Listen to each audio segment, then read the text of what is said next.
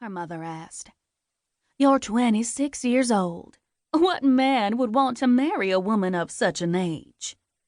Olivia knew better. With her green eyes and a swirl of honey blonde hair curled around her face, she had no shortage of boyfriends. Herbert Flannery, district manager for Southern Atlantic Telephone, had on 3 different occasions proposed marriage, the last time in the spring of 1929. That particular proposal followed on the heels of the worst winter Richmond had ever seen. Months and months of ice crusted to window panes and milk frozen before you could fetch it from the doorstep. In late December, Olivia crocheted herself a wool scarf so oversized she could circle it around her throat 3 times and tuck her nose inside. Although she'd bundle herself in layers of sweaters, boots, and that scarf, she'd come in from the cold with her nose glowing like a stoplight and her feet near frozen. That winter there were few parties, and people did very little socializing. So Olivia spent most of her evenings at home swaddled in a chenille bathrobe as she tried to stay warm.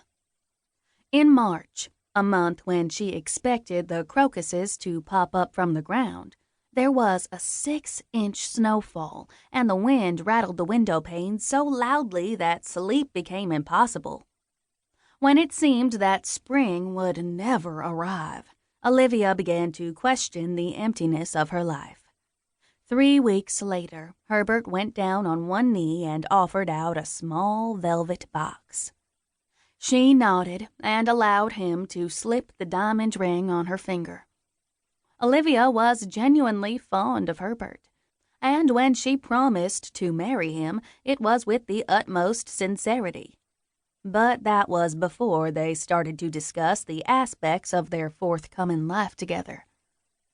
"Won't it be wonderful?" she said. "We can walk to work together every day."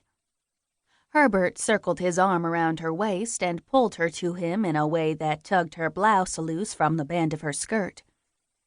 He hummed in her ear, making the same sound as a bee when it drains the nectar from a flower. "We'll do just that," he cooed, "until you've a bun in the oven." "Bun in the oven?" she repeated. Herbert grinned and affectionately patted her stomach. "A baby," he said, giving her a sly wink. "You know, a little tack. A Herbert Jr." "I know what it means," she replied testily. "But aren't you rushing things just a bit?" It was impossible not to notice the downturn of her mouth, so Herbert smoothed the situation over by claiming he was, of course, referring to such a time as they were ready for the thought of raising a family. He kissed Olivia, but when she closed her eyes, there in the back of her eyelids was the image of a woman with the look of hopelessness on her face and a bunch of babies clinging to her skirt. Olivia's eyes popped open, and she snapped her head back. "What if I don't want babies?" she asked rebelliously. "What about my job?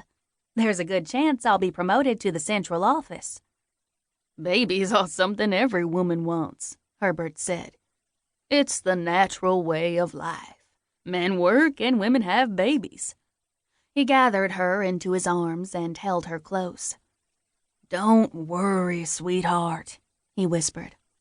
"When the time comes, you'll be itching to grab a hold of a baby just like every other woman." Although she let it go at that, a feeling of uneasiness started to settle in, and Olivia couldn't dismiss it. 3 days later, she telephoned both of her older sisters and asked if such a thing was true. Yes, indeed, they'd each answered. She then telephoned her mother and asked the same question. "Of course it's true, sugar," her mother said. "As a young girl, I used to imagine that someday I'd be singing at the Opera House in London, England. But after I married your daddy, I got the itch, and then along came Robert. The following year it was Albert, and after him Bernice." "But, Mama," Olivia interrupted, "didn't you think you'd missed out on something you truly wanted?" "Think?" her mother laughed.